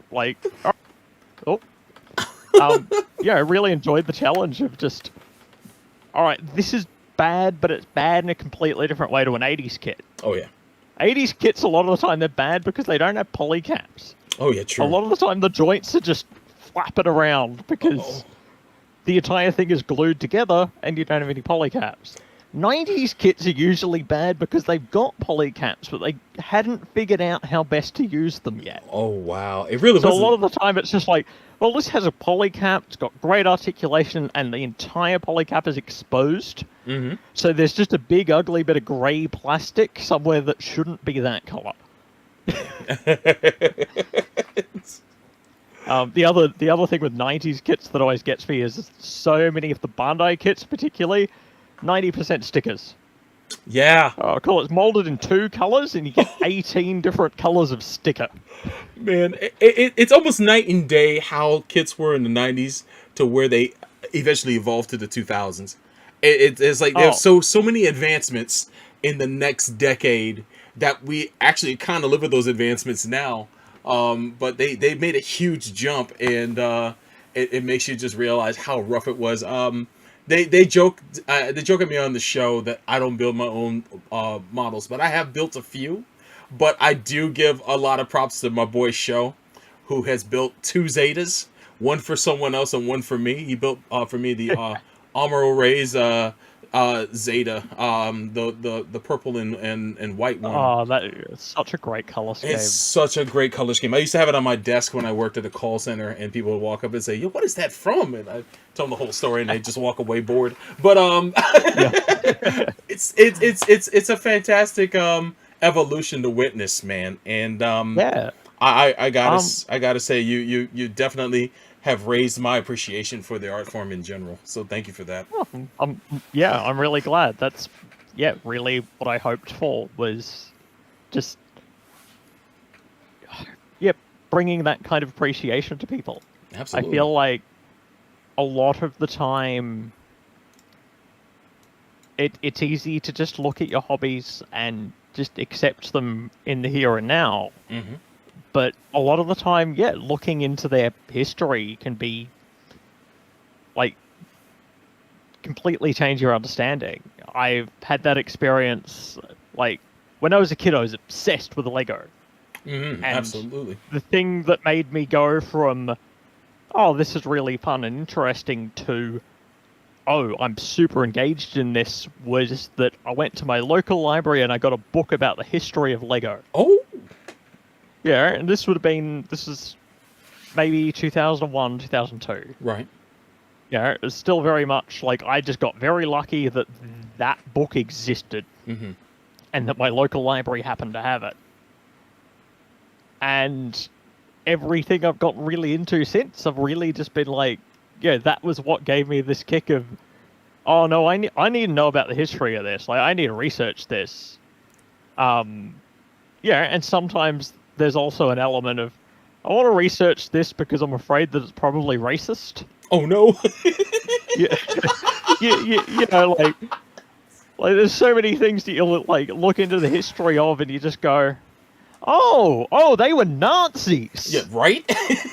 Hugo Boss was a Nazi? No way. Oh wow, this guy owned slaves. Oops. You know, like there's a lot of stuff like that, and especially living in Australia, that's our own history. Our history is, it's same with any colonized place. Mm-hmm.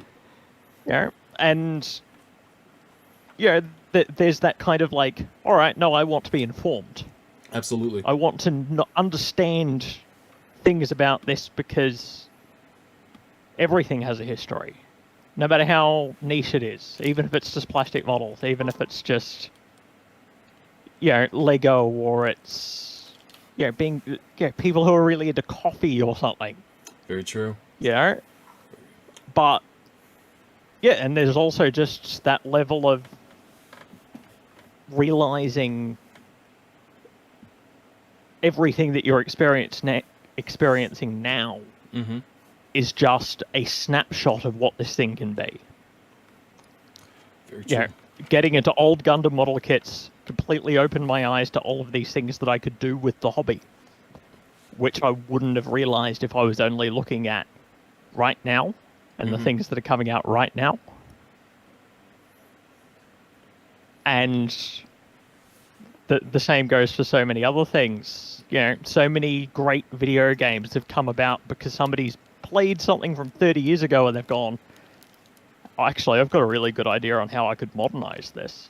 Very true. A lot of things start out with that premise, but I know if anything, I know we're coming up on time, but Chris, anything else you wanted to add or ask before we wrap things up?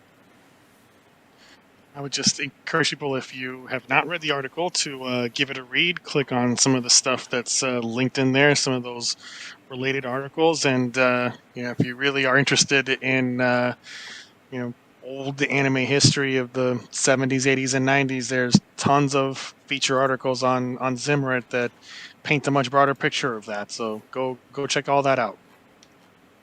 Yep, Zimmerit.moe. This is the site right here. You guys can go there and hit the favorites button there. Also, check out Evie's article. We've dropped a link in the chat. Stream-based writing the Gunpla Boom in the early days of Gundam Model Mania. Man, it's a great read. If you haven't had the chance to check it out, please do. And Evie, if you wouldn't mind, tell people where they can find you.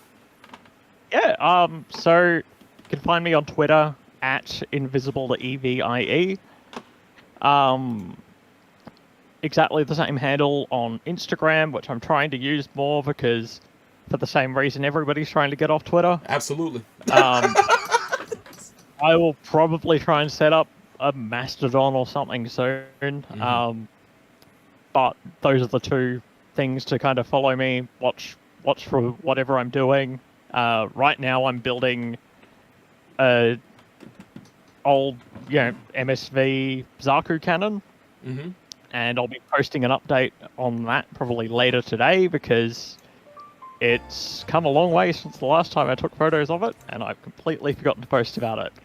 But yeah, and little bits of research and that kind of thing that I find, that's where I'll always post about things. So, yeah,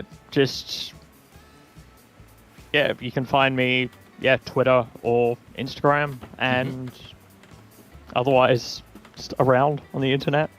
All right. I'm sure there will definitely be people listening who will know me from some Discord group or another. I think we had some of the people in the chat as well. But definitely follow Evie on those platforms. Also, MAHQ.net. You can find all our links at the main website of MAHQ.net, guys. Please, by all means, pay a visit. Check out the new updates that are going on over there as well. Neo, Chris, anything you actually I should toss it back to Neo. Neo, anything you wanted to say before we wrap things up? No, I'm good. Thank you, Evie, for joining us. I think your article is really eye-opening, and I think like I said prior, it really kind of puts everything in perspective. I think, as Western fans, we only think about probably 2000s on, maybe late 90s when it came to a lot of these models. But the fact that this has just been going on for a long, long time, it really kind of brought everything into perspective. So thank you for that. Absolutely. Yeah, thank you for having me. I've really enjoyed this. Fantastic. I look forward to anything else you put out. I think you did a really fine job of kind of painting the picture and all that. So definitely kudos to you on that. So indeed. I forgot to mention this Saturday. I know a lot of you guys are not going to believe this, but tune in over on Fighters Ready. We are going to have another session of Extreme Versus Maxi Boost. We haven't done one in, I think, almost a year. So if you guys are up for it, this Saturday over on twitch.tv/Fighters Ready, there'll be another session of Extreme Versus. I actually have to buy a resubscription to PSN. It's been a while since we've done that. So I know some of you guys in the chat are probably in disbelief, but come on out, man. Saturday, 10 p.m. Eastern Standard Time. Hope to see you guys there. Come kill Sobro. I thought. Yes, please come kill Sobro. Yeah, hashtag kill SBR. Yeah, it's target SBR. I thought maybe it'd be. I thought it'd be the backlog of the audio episodes, the first batch of 2023. Oh boy. Now you've said the devil's name and raised the specter. You sure did. You sure fucking did. Thank you. Sobro just now. Yes. Thanks for summing this. But yes, for those if those who want to get some matches in, Target SBR is back in session. I will see you guys live this Saturday at 10 p.m. Eastern Standard Time. And my album suggestion of the show is the Andor OSTs from Nicholas Bertel for Andor. We reviewed it a couple weeks ago or a couple episodes ago. Great soundtrack. I didn't talk about it much during the review, but I encourage everybody to check those out. This is an incredible soundtrack. And back to you guys, man. You guys take us home. Chris, anything before we go, and any updates on the transition of MAHQ? Still chugging along. Finished up all of the assorted variations, and just trying to finish up all of those side stories, those accursed side stories. They keep multiplying. Without side stories, you would not have MSVs. So always remember that. That's right. Chris. It comes all full circle, but Yes. Anything else with MHQ, Chris? No, there's always constantly updates after the holiday hiatus. So I would say, there might be secret updates that I'm not talking about, like upgrades of line art. So maybe your favorite section has some new line art, and maybe it doesn't. You just have to go and see. Give me those clicks. Indeed. You already got me typing. So, but thank you, Chris. Thank you, SBR, and thank you, Evie. Thank you for joining us and taking out time out of your day. I know it probably is a little weird because we're we're in like 3 different time zones. What's going on right now. So thank you, and thank you for your enthusiasm of everything that you wrote. And I, once again, I would say just the same thing that Chris Solborough said. Check out Zimmerit. Read this article. It's definitely a great read, and look forward to other things that you might do in the future. So thank you. Yeah, thank you for having me again. It's been really fun. All right. Well, thank you everybody for joining us for episode 268 of Gundam at MAHQ. We'll be back in a few weeks with another episode. Thanks, and take it easy. Bye.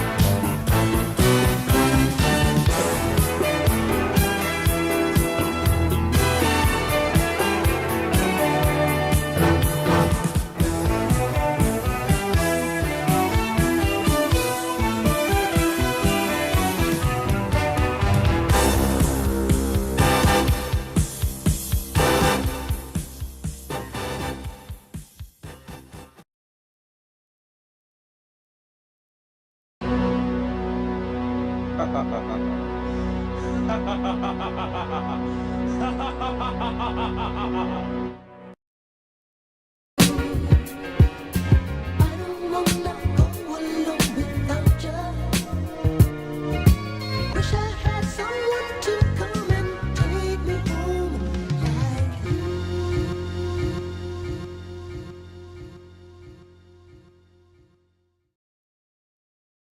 これが私専用の赤い照り焼きだ。ガーリックとベーコンの衝撃、赤いガーリック照り焼き。辛さは最大限に生かす。それが私の主義だ。スパイシーチーズとハラペーニョ、シャア専用体縁。この感覚、アムロ。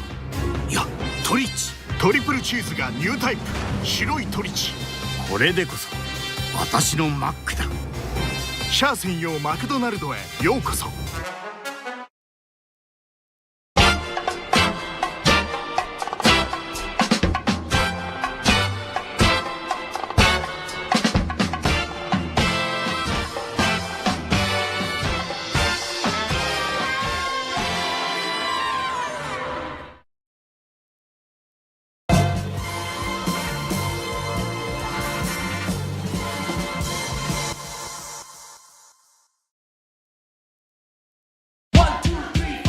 Breakdown, baby.